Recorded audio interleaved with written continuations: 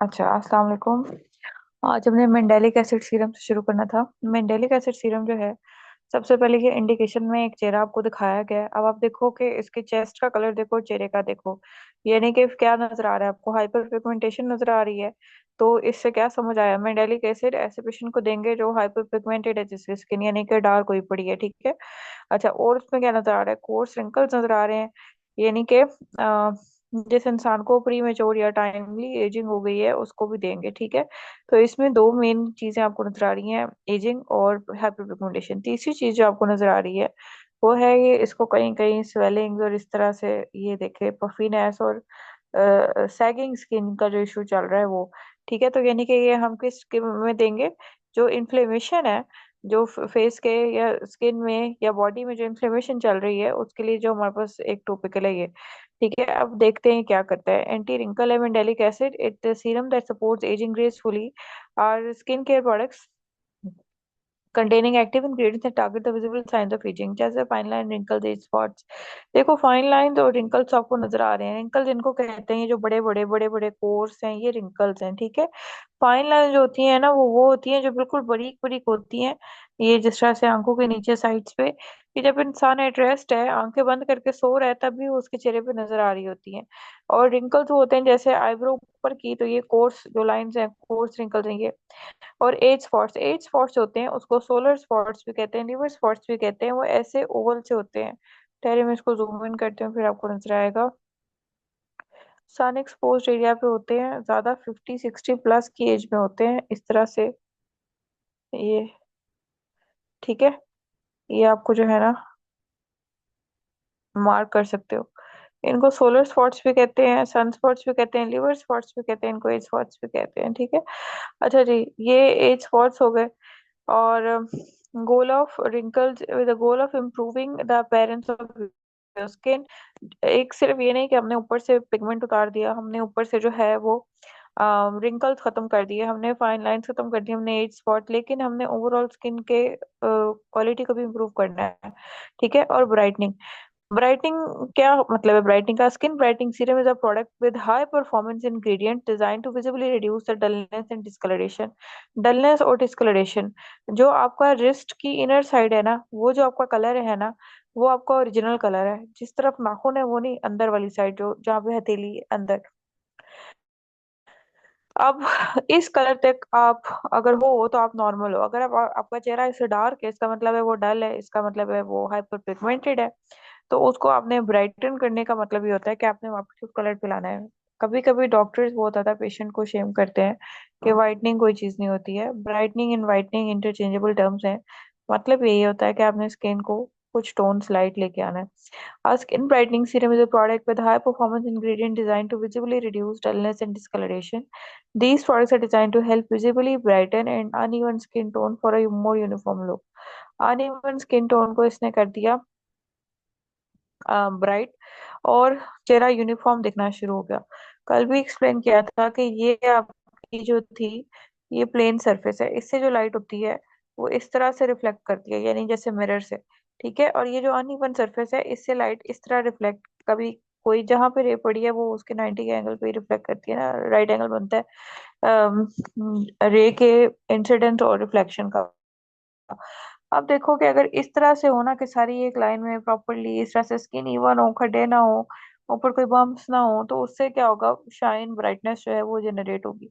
ठीक है। तो स्किन को इवन आउट करता है, पिगमेंटेशन कम करता है, टेक्सचर इंप्रूव करता है, तो ओवरऑल स्किन ब्राइट भी हो जाती है। और डिसकलरेशन कम करना वो भी उसका काम था। डलनेस और डिस्कलरेशन भी कम होगी। These products are designed to help visibly brighten an uneven skin tone for a more uniform look। ठीक है। यूनिफॉर्म लुक जो है वो भी आना शुरू हो जाती है। फिर नेक्स्ट स्लाइड कीजिए। इसमें जो मेंडेलिक एसिड सीरम है, इसके इंग्रेडिएंट्स पढ़ना शुरू करते हैं। इसके इंग्रेडिएंट्स में सबसे पहले तो है मेंडेलिक एसिड। ये देखो, इसकी डिब्बी भी ब्राउन है। मेंडेलिक एसिड ब्राउन कलर से याद रखो कि ब्राउन पिगमेंट को खत्म करने के लिए सबसे ज्यादा इस्तेमाल किया जाता है। जो ब्राउन सेल्स हैं, हाइपर पिगमेंटेड सेल्स हैं, उनकी जो अटैचमेंट होती है हमारी एपिडर्मिस डर्मिस के साथ, वो लूजन कर देते हैं और फिर वो फॉल ऑफ कर जाते हैं। मेंडेलिक एसिड में help unclog the pores. Pores हो गए अनक्लॉग। ठीक है। पोर्स के अंदर से सारा जो था कैरेटीन प्लग्स निकल गए, डेड सेल्स निकल गए, ऑयल निकल गया, साफ हो गए। ठीक है। Dissolve the black heads and comedones. Black heads वही चीज है, केराटिन प्लग्स आ जाए पोर्स में तो ब्लैक हेड्स बन गए। कॉमिडोन तो होते हैं जिनके ऊपर स्किन की लेयर आ जाती होती है। ठीक है। अभी ऊपर से स्किन की लेयर उतरी नहीं है या ग्रो कर गई है, सेबेशियस ग्लैंड ओवर एक्टिव होता है तो ही कॉमिडोन बनता है। और and control sebum production, extra sebum production हो रही है। कंट्रोल जो वर्ड होता है इसका मतलब होता है रेगुलेट करना, नॉर्मल जो रेंज है उसमें लेके जाना। इसका ये मतलब नहीं है कि बिल्कुल खत्म करके स्किन को सूखा पापड़ बना देना है। ठीक है। अब आपने ये चीजें पढ़ी कि मेंडेलिक एसिड जो था उसने पोर्स को क्लीन किया, ब्लैक हेल्थ को खत्म किया, कोमेटोन्स को साफ कर दिया, सीबम प्रोडक्शन को कंट्रोल कर लिया। Mandelic acid has antibacterial properties and may help remove acne causing bacteria in the skin. Mandelic acid में एंटीबैक्टीरियल प्रॉपर्टीज भी साथ आ गई। अभी तक हमने पोर शोर अच्छी तरह साफ किए थे, ब्लैक हेड व्हाइट हेड सही कर लिए थे, ऑयली स्किन को भी ट्रीट कर लिया था। अब हमने एंटीबैक्टीरियल प्रॉपर्टीज जो थी इसकी वो भी यूटिलाइज करना शुरू कर दी, यानी कि बैक्टीरिया को किल करेगा तो एक्ने नहीं हो पाएगी। And may help remove the acne causing bacteria in the skin. Acne causing bacteria कौन कौन सा होता है? पी एक्नेस और सी एक्नेस। ठीक है। दोनों एक ही है, पहले उसका नाम और था, वो है। ठीक है।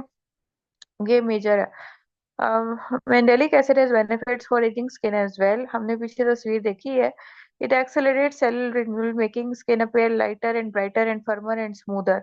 अब सेलुलर रिन्यूइंग क्या होता है कि पुराने जो सेल हैं जिनकी उम्र पूरी हो गई है, वो डार्क कलर के हैं, वो अपना काम नहीं कर रहे, वो बैरियर पर एक्शन परफॉर्म नहीं कर रहे, जो उनका काम है वो कर ही नहीं रहे, वो वैसे ही एज अ फॉरेन बॉडी पड़े हुए हैं। जैसे आपके चेहरे पे कोई मिट्टी डाल दे, कोई धूल डाल दे और वहां पड़ी हुई है और आपको प्रोन टू इन्फेक्शन कर रहे हैं, इन्फ्लेमेटरी लोड आपका बढ़ा है, ऑक्सीडेटिव स्ट्रेस बढ़ा है स्किन पे, ये सारे मसाइल बढ़े हैं। ठीक है। तो उन सेल्स को उतार दिया और जो नए सेल्स थे जिन्होंने आना था वो आना शुरू हो गए। इस तरह से ये जो साइकिल था ये चलना शुरू हो गया।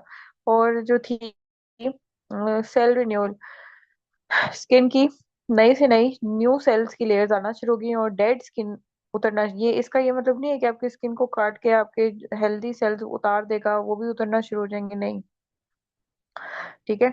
और making the skin appear lighter brighter firmer smoother. जो नए सेल्स होते हैं उनका कलर अभी लाइट होता है और वो बहुत ही ज्यादा एक्टिव होते हैं, वो आपकी स्किन को ब्राइटनेस भी देते हैं, टाइटनेस भी देते हैं, इसीलिए स्किन फर्म होती है और स्मूथ भी होते हैं, वो फुली हाइड्रेटेड होते हैं। At the same time mandelic acid promotes collagen production to increase skin elasticity and youthful appearance. अब जो होती है ना ये मेंडेलिक एसिड, ये कोलेजन प्रोडक्शन को भी इम्प्रूव करवा रहा है। ठीक है। कोलेजन प्रोडक्शन ज्यादा होने से क्या होता है, जितने ज्यादा कोलेजन फाइबर्स उतनी ज्यादा स्किन टाइट। ठीक है। स्किन की इलास्टिसिटी और यूथफुल अपीयरेंस। इलास्टिसिटी जो वर्ड है इसका मतलब ये नहीं होता कि जितना इलास्टिक है उतना वो हर तरफ उसमें मुड़ने की एबिलिटी हो। इसका मतलब ये होता है कि कहीं पे भी मुड़ने के बाद वो अपनी ओरिजिनल शेप में वापस आ जाए। जैसे ये पीछे आपने कोई बुजुर्ग देखे, किसी बुजुर्ग की आप ऐसे गाल खींचो तो वो नीचे के नीचे ही उसकी स्किन रह जाती है, इलास्टिसिटी जो खत्म हुई है। किसी छोटे 2-3 साल के बच्चे की गाल से खींचो तो वो ऐसे रबड़ की तरह वापस चली जाती है। इलास्टिसिटी वर्ड का मतलब ये होता है कि जितनी ज्यादा इलास्टिसिटी है उतने ज्यादा स्किन की ability है to go back to its normal position with after any change of shape और डिफॉर्मिटी एंड यूथफुल अपीयरेंस। और जो थी जल्द वो यंग होना शुरू हो जाती है, वो यंग दिखना शुरू हो जाती है। ठीक है। इतने सारे बेनिफिट्स मैंने अपने क्लिनिकल एक्सपीरियंस में ये देखा है कि कोई पेशेंट मुझसे इतने सारे प्रॉब्लम्स जब लेके आता है, मुझे एक्ने भी है, मैं कलर भी, मुझे रिंकल भी आ रहे हैं, मेरी स्किन सैगिंग भी हो रही है, बूढ़े भी हो रहे हैं, और मैं अगर उसको मेंडेलिक एसिड सीरम दे दूं तो यकीन करें वो 2 हफ्ते बाद ही मुझे थैंकफुल हो रहा होता है, खुद ही मैसेज कर रहा होता है, आके मांग रहा होता है क्लिनिक से। फिर मेंडेलिक एसिड सीरम जो था वो हमारे लिए बहुत ज्यादा वर्सेटाइल सीरम है क्लिनिक्स पे रखने के लिए, और आपकी बड़ी अच्छी सेल इससे जनरेट होगी। नेक्स्ट स्लाइड कीजिए। ये देखिए, अब हमारा वाइटेक सी सीरम, विटामिन सी का जो सीरम होता है ये इंडिकेटेड होता है हाइपर पिगमेंटेशन के लिए, which is a common usually harmless condition in which patches of skin are darker than the surroundings. यहाँ पे आपको कहाँ कहाँ हाइपर पिगमेंटेशन नजर आ रही है?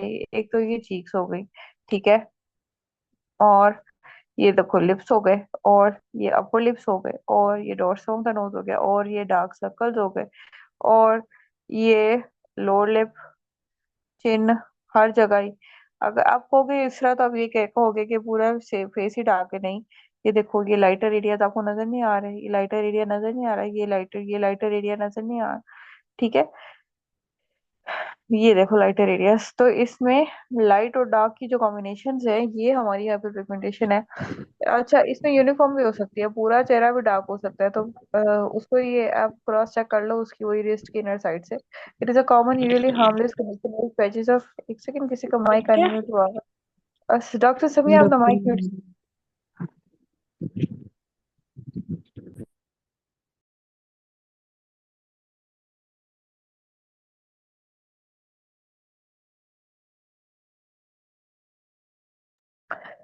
अच्छा जी, common usually harmless condition in which the patches of skin are darker than the surrounding skin. It occurs when special cells in the skin made make too much of the pigmented pigment called melanin. ठीक है, अब बहुत ज्यादा ही melanin जो था वो बनना शुरू हो गया। स्पेशल सेल से मुराद क्या है? मेलानोसाइट्स है। मेलानोसाइट्स किसी भी वजह से स्टिमुलेट हो गए, हीट की वजह से, यूवी रेज की वजह से, हार्मोनल इम्बैलेंसेस की वजह से, स्ट्रेस की वजह से, हाइपरपिगमेंटेशन में appear as freckles, age spots to larger areas of darkened skin. अगर एरिया 1 सेंटीमीटर से बड़ा हो तो हम उसको मुलाजमा कहते हैं, जो इस खातून की चीक्स पे नजर आ रहा है हमें। और अगर उससे छोटा हो हम उसको हाइपर पिगमेंटेशन ही कहते हैं। और ये डिफ्यूज भी हो सकती है, पूरे चेहरा भी डार्क हो सकता है, ज्यादा सन एक्सपोज एरियाज में होती है, और ये पैची भी हो सकती है। ठीक है, तो इसमें इंडिकेटेड जो है ये किस, विटामिन सी का जो सीरम है हमारा, वाइटेक सी सीरम, वो इसमें इंडिकेटेड है हाइपर पिगमेंटेशन में। हम सब इतना सिवियर नहीं तो इससे 10% 20% तो हम सब हाइपर पिगमेंटेशन का शिकार है ही सही। ठीक है, यूवी रेज से एक्सपोजर बहुत ज्यादा है, और सन ब्लॉक यूज नहीं करते, और जो छोटे मोटे हमें हार्मोनल इम्बैलेंसेस हैं उसको तो इग्नोर ही कर देते हैं। ठीक है, नेक्स्ट स्लाइड कीजिए। विटामिन सी सीरम को दुनिया ने बदनाम किया इतनी थोड़ी परसेंटेज डाल के। ये आप पेशेंट को लिख के देते हो, वो कहता है ये विटामिन सी, इससे तो कुछ भी नहीं है, ये वो फलानम का है, ये उतना ही अच्छा। L ascorbic acid, vitamin C, L ascorbic acid, magnesium ascorbyl phosphate, ये तीन नाम जो है ये इंटरचेंजेबल टर्म्स हैं। ये फॉर्म्स हैं विटामिन सी की। The antioxidant properties of vitamin C ascorbic acid and its role in collagen synthesis make vitamin C a molecule for skin health. देखो इसके एंटीऑक्सीडेंट प्रॉपर्टीज क्या हैं कि जो फ्री रेडिकल्स हैं उनको इसने कर दिया न्यूट्रलाइज। ठीक है, जैसे ये विटामिन सी क्या है, एसिड है ना, तो इस पे चार्ज क्या होगा? इस पे चार्ज होता है नेगेटिव, सॉरी पॉजिटिव। ठीक है, एसिड्स पे पॉजिटिव चार्ज होता है। अच्छा, अब जो हमारे पास फ्री रेडिकल था, फॉर एग्जांपल हमारे पास कोई ऑक्सीजन स्पीशीज थी और उसके ऊपर जो चार्ज था वो था नेगेटिव, तो ये दोनों आपस में एक दूसरे को कर देते हैं न्यूट्रलाइज। और ये जब नेगेटिव चार्ज के साथ था तो ये टॉक्सिक था, ये पूरा हमारा डीएनए डैमेज, ये तो पता नहीं म्यूटेशन और क्या क्या मसाइल कॉज कर रहा था। लेकिन जब ये न्यूट्रलाइज हो गया वाइटेक सी के साथ, तो उसके बाद अब ये जो है हमारा किसी भी किस्म का डैमेज कॉज नहीं कर रहा। ठीक है, तो इसने जब न्यूट्रलाइजेशन कर दी फ्री रेडिकल्स की, तो उसकी वजह से जो उनसे सेकेंडरी डैमेज था वो हमारा हो गया रिवर्स। ये जो ऑक्सीडेटिव स्ट्रेस था, ये स्किन के ऊपर इन्फ्लेमेटरी बर्डन भी इंक्रीज करवा रहा था। तो मसला ये था कि जी फ्री रेडिकल्स हैं, और साथ में फ्री रेडिकल्स के साथ साथ इन्फ्लेमेशन भी शुरू हो गई। ठीक है, और इसका कलर भी, ये जो सेल्स होते हैं जिनके अंदर बहुत ज्यादा ये फ्री रेडिकल्स होते हैं वो डार्क होते हैं, तो रंग भी सांवला दिख रहा था, वो भी क्लियर होना शुरू हो गया। अब आप देखो कोलेजन सिंथेसिस में विटामिन सी का क्या रोल है कि प्रो कोलेजन को कन्वर्ट करती है कोलेजन में। आप लोगों ने पढ़ी हुई है, बायोकेम पढ़ी है, ये मैट्रिक तो किया है आपने, एंजाइम्स पढ़े हैं, पेप्सिनोजिन होता है, जब तक वो पेप्सिन में कन्वर्ट नहीं होता वो आपकी हजम नहीं कर सकता खाने को, प्रोटीन्स को, मेरे ख्याल है उस पर पेप्सिन काम करता है। तो अब आप ये देखो कि किसी चीज की जब तक एक्टिव फॉर्म अचीव नहीं होती है तब तक वो कुछ भी नहीं कर सकता है। ठीक है, इसी तरह जो हमारा प्रो कोलेजन है ये कुछ भी नहीं कर सक रहा होता, और कोलेजन जो है वो स्किन के अंदर जाके सारी वो हेल्दी मैट्रिक्स बना रहा है, वाटर रिटेंशन कर रहा है, और जो है वो सारा कुछ बाकी सब काम कर रहा है जो कोलेजन के हैं। अब हुआ क्या कि हमने जब विटामिन सी की डोज ही कम थी, प्रोटीन पेशेंट बहुत खा रहा था, सारा कुछ कर रहा था, या जब भी आप कोलेजन की ड्रिप्स देखोगे उसमें साथ विटामिन सी क्यों होता है? बॉडी में आप जो एक्सोजेनस सोर्सेज हैं उससे आप प्रो कोलेजन के लेवल्स को बढ़ा सकते हो। लेकिन जो एक्ट में कोलेजन, उसके लिए आपको विटामिन सी चाहिए ही चाहिए। आप गोश्त खाई जो आपकी स्किन में चेंज ही नहीं आ रही, आपकी डाइट विटामिन सी डेफिशिएंट थी। आपने अब लगाना शुरू किया ये सीरम और आपकी स्किन टाइट होना शुरू हो गई और हाइड्रेट। क्यों? जो कोलेजन के मॉलिक्यूल्स हैं उनके साथ क्या अटैच होता है, ग्लाइकोसामिनोग्लाइकेंस और गैक्स। और गैक्स के साथ क्या होता है, H2O। ठीक है, जितना ज्यादा जो है कोलेजन होगा आपकी स्किन में, उतनी ज्यादा स्किन हाइड्रेट होगी, सफल होगी। It's a vital molecule for skin health. Dietary and topical ascorbic acid have beneficial effects on skin cells. Dietary का तो था ही सही। आप विटामिन सी की गोली खाओगे, आप खुद नोट करोगे आपके बाल गिरना बंद हो गए हैं, आपके जो नाखून थे वो सख्त हो गए हैं और हेल्दी हो गए हैं और अब वो टूटते नहीं है। आपकी स्किन शाइनी हो गई है और अब वो ड्राई नहीं होती है। और टॉपिकल के भी बहुत ज्यादा बेनिफिट्स हैं, लेकिन वही बात है कि मेडिकल ग्रेड में। And some studies have shown that vitamin C may help prevent and treat UV induced photo damage. और जो यूवी इंड्यूस्ड फोटो डैमेज है, ये फोटो डैमेज यूवी इंड्यूस्ड था क्या? एक ये था कि डार्कनिंग करना यूवी बी रेज ने, और जो दूसरा था वो था डीएनए डैमेजेस करना। जो म्यूटेशन ये डीएनए में कॉज कर रही है यूवीए रेडिएशन, उसको भी ये रिपेयर करता है। और जो ये स्किन डार्कनिंग कर रही है UV rays, UV B radiation, उसको भी ये रिवर्स करता है। और इसका अपना भी एक ब्राइटनिंग इफेक्ट है। जैसे अगर कोई इंसान आप ऐसा लो जो यूनिवर्सली यूवी जो वर्चुअली यूवी डैमेज से भी पाक है, और जो है उस पर कोई ऑक्सीडेटिव स्ट्रेस भी नहीं है, और उसको आप विटामिन सी खिलाना शुरू कर दो, तो उसकी स्किन और शाइन करना शुरू हो जाएगी। It is a very strong, very potent and a reliable brightening agent. अब आगे आ जाते हैं, हाइलुरोनिक एसिड होता है इस सीरम के अंदर। हाइलुरोनिक एसिड हम काफी दफा पढ़ चुके हैं, हाइड्रेशन कॉज करता है और ह्यूमेक्टेंट भी है।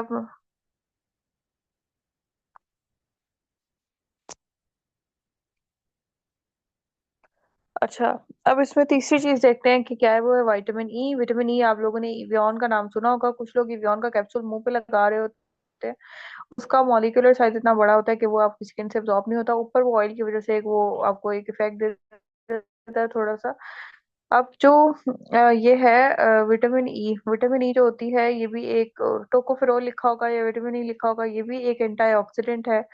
ठीक है, has been a consistent anti inflammatory agent भी है, साथ में इन्फ्लेमेशन भी कम की और ऑक्सीडेटिव स्ट्रेस भी कम किया, स्किन के ऊपर से फ्री रेडिकल्स को न्यूट्रलाइज किया in the skin, as several studies have supported its prevention of inflammatory damage after UV exposure.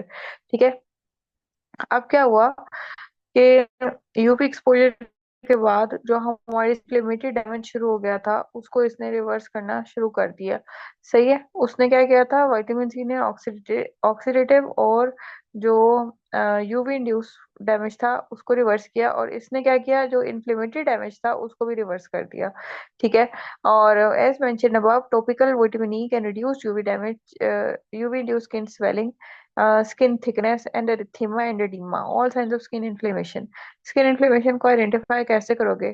जल्द मर्दाना जैसी ऐसे सख्त हुई होती है, और जो है थिक हुई होती है, और लाल लाल। हमारी स्किन पे ये कलर रेड नहीं दिखता, हमारी स्किन पे ये कलर जो है वो ब्राउन ग्रे सा दिखता है। और एडिमा, सूजा हुआ इंसान कहते हैं मेरी शक्ल ऐसी तो नहीं थी, मेरे नक्श बदल गए हैं। जो इन्फ्लेमेशन जल्द में बढ़ रही है, तो हम कहते हैं हमारी स्किन इतनी सख्त हो रही है, पता नहीं ये रंग भी काला हो रहा है, ये पैचेस भी बन रहे हैं, और स्वेलिंग सी भी चेहरे पे रहती है। ठीक है, अगर आप दो खाते हो कोई एंटी इन्फ्लेमेटरी, दो एनसिड की गोलियां खा लेते हो, उसके बाद देखते हो कि ये सारा पफिनेस भी खत्म हो रही है सारा कुछ, तो उसका जो सही तरीका है वो ये है कि आप टोकोफेरोल यानी विटामिन ई यूज करो, टॉपिकल दोनों। टॉपिकल में विटामिन ई ऑयल यानी कि सीरम बेस्ड जो फॉर्मुलेशन है वो इफेक्टिव होती है, एवियन के कैप्सूल्स इफेक्टिव नहीं है। अब अगला आगे पेंटापेप्टाइड्स हैं। Pentapeptides are short chains of amino acids that make up certain proteins needed by the skin। Collagen का मॉलिक्यूल भी इतना बड़ा होता है कि आपकी स्किन से एब्जॉर्ब नहीं होता। जो भी कोलेजन क्रीम लोगे आपकी स्किन के अंदर से, उसके मॉलिक्यूल टाइप 1 जो है वो बहुत बड़ा होता है, एब्जॉर्ब नहीं होना। वो सिर्फ एक स्कैम है। जो पेप्टाइड सीरम जो जिस वक्त पूरी दुनिया में टॉप सेलर्स हैं, जो सबसे ज्यादा नया क्रेज है रेटिनॉल्स के बाद, वो पेप्टाइड इसके अंदर डले हुए हैं, लेकिन क्योंकि ये चीजें सस्ती हैं तो इसकी कोई कदर नहीं करता। और more specifically collagen made of three polypeptide chains. So adding peptides can stimulate your skin make collagen. More collagen can lead to firmer, younger looking skin. Your body makes collagen naturally. अब देखो ये तो हमें पता है कि जितना collagen है उतनी स्किन यंग है, उतनी स्किन अच्छी लगेगी और काम भी अच्छा करेगी जो इसका अपना काम है। तो अब क्या है कि कोलेजन तो हमारी स्किन से एब्जॉर्ब होता नहीं है, तो हम इसमें पेप्टाइड्स डालते हैं। हमें पता है अमीनो एसिड्स आपस में जुड़ते हैं तो वो क्या बनाते हैं, पेप्टाइड्स। पेप्टाइड्स आपस में जुड़ते हैं तो बनाते हैं पॉलीपेप्टाइड्स या प्रोटीन्स। ठीक है। तो हमने पेप्टाइड्स जो थे उनको टॉपिकली लगाया, तो वो अंदर जाके हमारी स्किन में कोलेजन के लेवल्स बढ़ना शुरू हो गए। कैसे वो पेप्टाइड्स जुड़े और उन्होंने रिएक्शन किया और आपस में चेन बनाना शुरू की कोलेजन की। उसके बाद इसमें सेलेनियम होता है। सेलेनियम एक प्रिजर्वेटिव होता है जो इसकी ब्रॉड स्पेक्ट्रम एक्टिविटी है। It is effective against gram positive and gram negative bacteria, yeast and mould. इससे देखो आपको इतना ये फायदा है, एक तो ये प्रिजर्वेटिव है, आपका सीरम की एक्सपायरी डेट 3-4 साल होती है। दूसरी बात यह कि ये जो इसकी एंटीबैक्टीरियल एक्टिविटी है, इसकी वजह से जो सीरम बॉटल है उसके अंदर भी कोई बैक्टीरिया जो है उसकी अपनी ग्रोथ नहीं हो पा रही, और जो आप चेहरे पे लगा रहे हो तो आपके चेहरे पे भी किसी किस्म की बैक्टीरियल ग्रोथ नहीं हो पाएगी। और वाटर है इसके अंदर, यानी कि ये वाटर बेस में बना हुआ है। ठीक है। इसीलिए एक्ने कॉज नहीं करता। Refer to the universal solvent in cosmetics in combination with emulsifiers. Water can be mixed with thicker ingredients such as buffers, such as butters and oils to facilitate the formation of emulsion used to create creams and lotions. इसका फायदा ये है कि आप पंखे के नीचे खड़े होकर सीरम लगाते हो तो पानी जो होता है वो एब्जॉर्ब भी होता है और एक्स्ट्रा पानी इवेपोरेट भी होता है, और जो एक्टिव इंग्रेडिएंट्स हैं वो आपकी स्किन के अंदर सारे इक्वली डिस्ट्रीब्यूट जाते हैं। मुंह पे कोई ऑयल या कोई इस तरह की चीज नहीं आती है और पता भी नहीं चलता आपने कुछ लगा के नहीं लगाया हुआ। ऊपर से आप कुछ और लगाना चाहते हो अपना सन ब्लॉक या कुछ, तो वो भी आप लगा लोगे। अच्छा, एक क्वेश्चन मुझसे कल पूछा गया कि आप हर सीरम का यूजेज बताएं। तो विटामिन सी सीरम जो है, अभी तक आज हमने दो पढ़े हैं, एक हमने मेंडेलिक और विटामिन सी।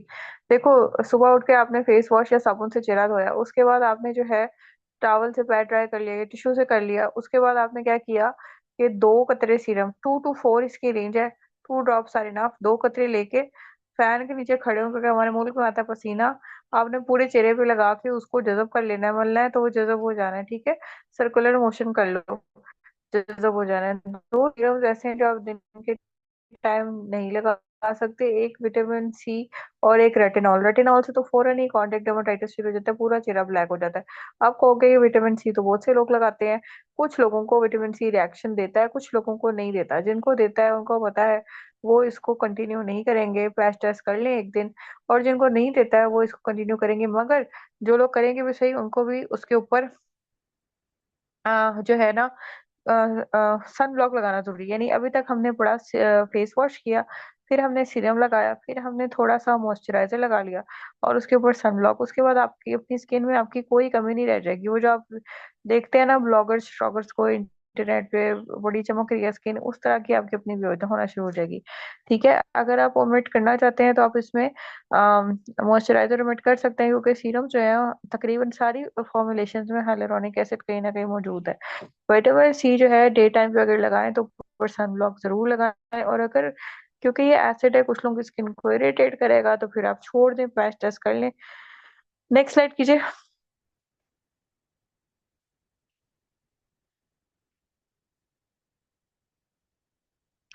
ये देखो, ये जो चेंजेस नजर आ रही है ना, ये एक्चुअली में होती हैं।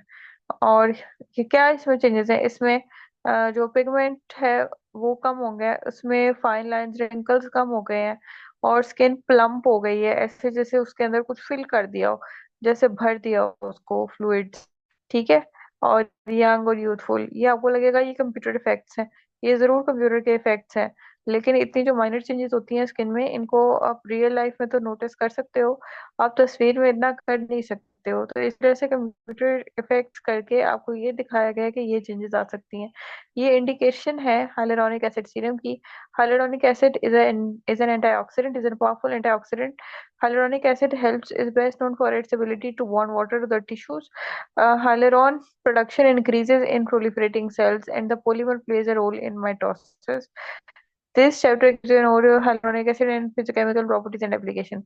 देखो भाई, हाइलुरोनिक एसिड का जो सबसे इम्पोर्टेंट आप काम है ना, वो होता है ये एच है ना, इसने अपने साथ जो है वाटर मॉलिक्यूल्स को बाइंड आप जितना हाइलुरोनिक एसिड आप अपने चेहरे पे लगाओगे उतना ज्यादा वाटर मॉलिक्यूल बाउंड हो जाएगा। लेकिन अगर आप सनब्लॉक की तरह हर 2 घंटे बाद हाइलुरोनिक एसिड भी लगाना शुरू कर दोगे तो क्या होगा, मैसरेशन। मैसरेशन क्या होती है, आपकी जल्द भुरभुरी होकर उतरना शुरू हो जाएगी। आप ये तो नहीं करते ना कि आप नहाने बैठे हो तो आप 6 घंटे जो है नहाते ही रहो, और पानी के अंदर रहने के लिए तो नहीं हमें बनाया गया। लेकिन एक्सट्रीम अवॉइड करनी है, ना टू ड्राई ना इतनी कि मैसरेशन शुरू हो जाए, ठीक है। ये केसेस हमारे पास रिपोर्ट हुए हैं। क्योंकि लोग इंटरनेट पे देखते हैं कि वो बता रहे होते हैं आपकी स्किन के लिए हाइड्रेशन मस्ट है, हाइड्रेशन मस्ट है, हाइड्रेशन। वो इतनी ज्यादा हाइड्रेशन करते हैं कि जल्द जो है वो उतरना शुरू हो जाती है।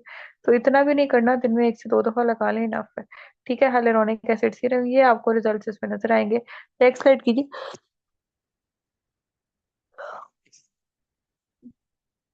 ये हमारा हाइलुरोनिक एसिड सीरम है, मेडिकल ग्रेड का, प्रोपाइलीन ग्लाइकोल बेस में बना हुआ है। इसके अंदर हाइलुरोनिक एसिड के अलावा ग्लिसरीन एडेड है, which is a humectant. Humectant वो चीज होती है जो अपनी तरफ पानी को खींचे भी सही, यानी कि उसको किसी ऐसी जगह पे रख दिया जाए जहाँ पे वाटर नहीं है, तो वो अपनी दूर नजदीक से पानी को खींच के अपने साथ चिपका के रख लेती है। वाटर लवर है humectant. Is a type of moisturizing agent that pulls water into the outer layer of your skin from deeper layers of skin and the air।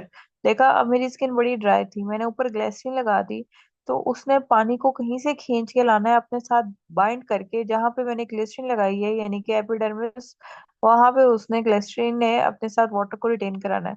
तो वो नीचे लोअर डर्मिस कहाँ कहाँ से भी एब्जॉर्ब करेगी, अपनी तरफ अट्रैक्ट करेगी, और एनवायरनमेंट से भी करेगी, और जहाँ पे वो खुद ग्लिसरीन मॉलिक्यूल है वहां पे उसको रिटेन करेगी। outer layer of your skin from deeper levels of your skin and the air। In skincare products glycerin is commonly used with occlusives। occlusive क्या चीज होती है? occlusive वो चीज होती है जो आपके चेहरे के ऊपर ऐसे करके एक लेयर बना दे।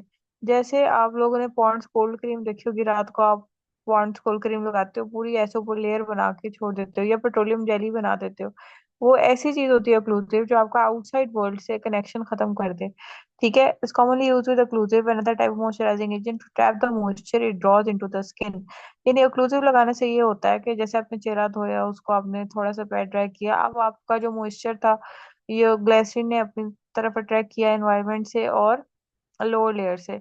अब आपने ऊपर occlusive भी लगा लिया हुआ है, यानी कि आपने फर्ज करो लिक्विड पैराफिन बेस्ड मोलिएंट लगा लिया है, उसका एनवायरनमेंट से अब राब्ता ब्लॉक हो गया। जब एनवायरनमेंट से राब्ता ब्लॉक हो गया तो वो जो वाटर उसने अपने साथ ट्रैप किया हुआ था, जो अपनी तरफ अट्रैक्ट करके उसके साथ बाइंड किया हुआ था, वो अब इवेपोरेट नहीं हो पाएगा, उधर के उधर ही रहेगा, रिटेन रहेगा वहां पे। ठीक है।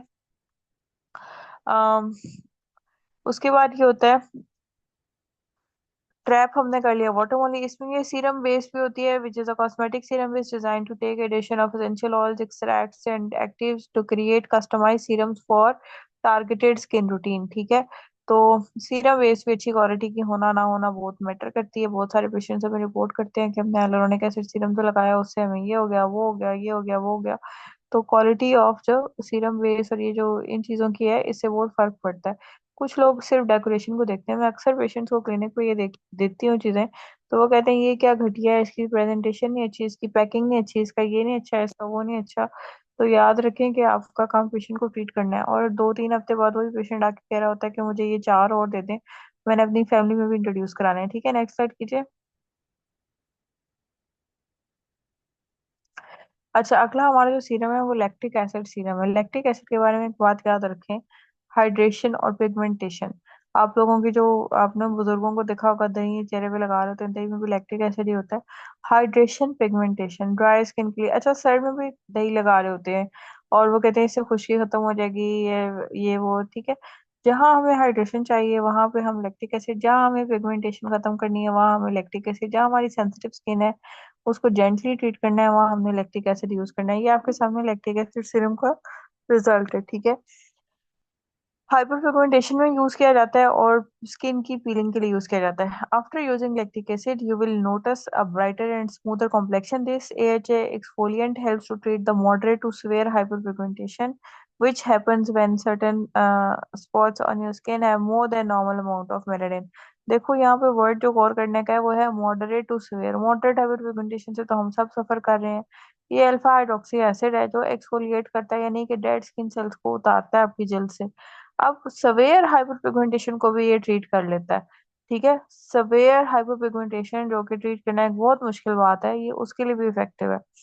Peeling of the skin in terms of gentleness, lactic acid exhibited significant low irritation compared to other acids, including with lactic acid is a chemical peeling agent that balances efficacy with a gentleness. It is worth noting that the mildness of lactic acid um, may be related to self-esterification properties. ये self esterification properties की वजह से ये जो है gentle का gentle रहता है। अगर आप चेहरे के ऊपर नींबू लगा लेते हो, आपका चेहरा उसी वक्त आपको स्टिंगिंग बर्निंग महसूस होना शुरू हो जाती है, लेकिन उसी स्ट्रेंथ का आप लैक्टिक एसिड लगाते हो तो नहीं होती है आपको। और काम दोनों ने वही करना है, डेड स्किन सेल्स को पील ऑफ करना है, हाइपर पिगमेंटेशन के अंदर आपको हेल्प करनी है। ठीक है।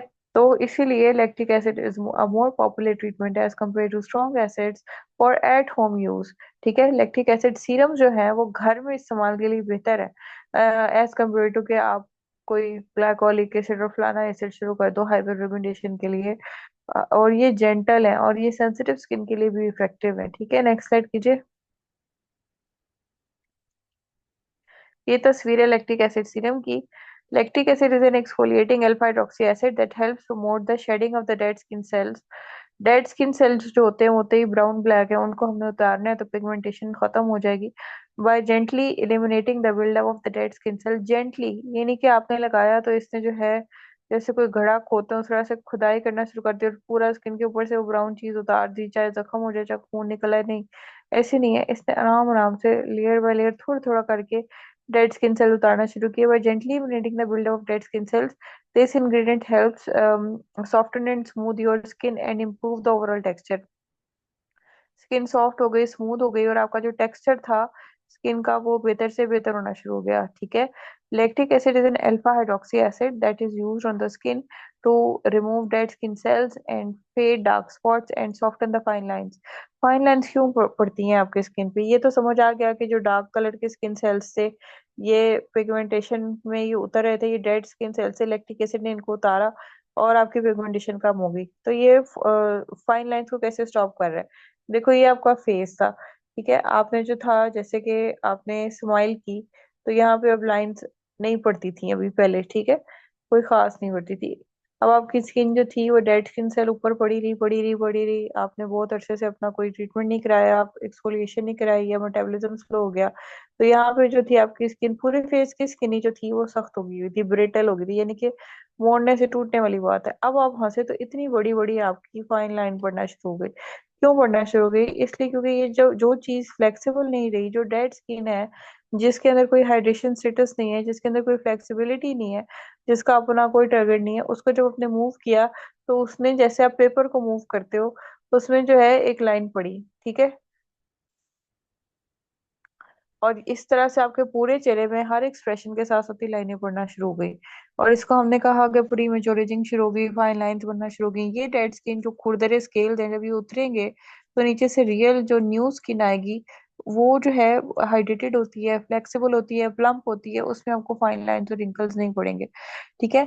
And soften the fine lines, it comes in different strengths and can be found in OTC cleansers, lotions and at home mask. बहुत सारे आप मास्क, क्लींजर्स और लोशंस वगैरह देखोगे, उनके पीछे इंग्रेडिएंट्स में लैक्टिक एसिड लिखा होता है। You can also get a professional lactic acid peel in a spa और इन डर्मेटोलॉजिस्ट ऑफिस। ये सीरम तो एट होम यूज के लिए होता है, लेकिन अगर आपने इसकी पीलिंग करवानी है तो वो आपको किसी भी डॉक्टर के क्लिनिक से हो सकती है। ठीक है, next slide.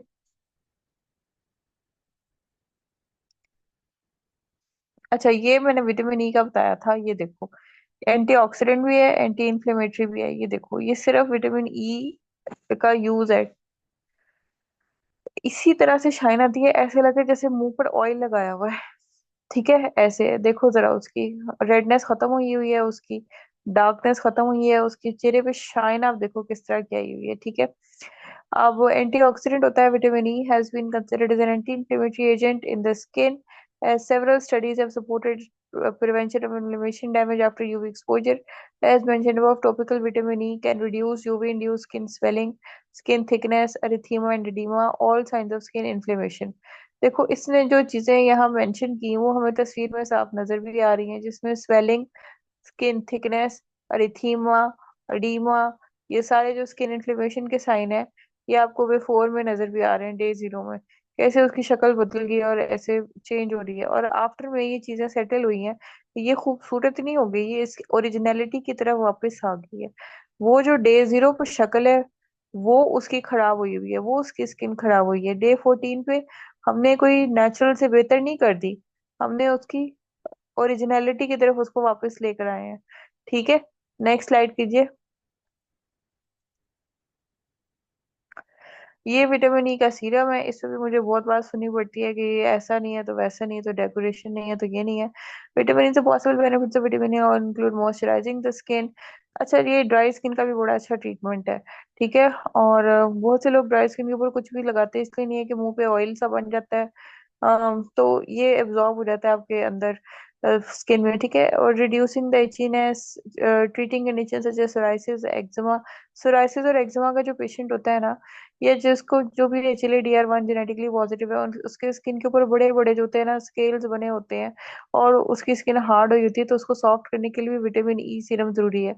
And reducing the appearance of wrinkles. Wrinkle जो आपको पता है कि जो डेड स्किन सेल्स होते हैं, ये खरेन से बन के सख्त से आपके फेस पे अपेयर होते हैं, और फेशियल एक्सप्रेशन के साथ जो है फिर आपकी ये प्रोमिनेंट होती है रिंकल्स।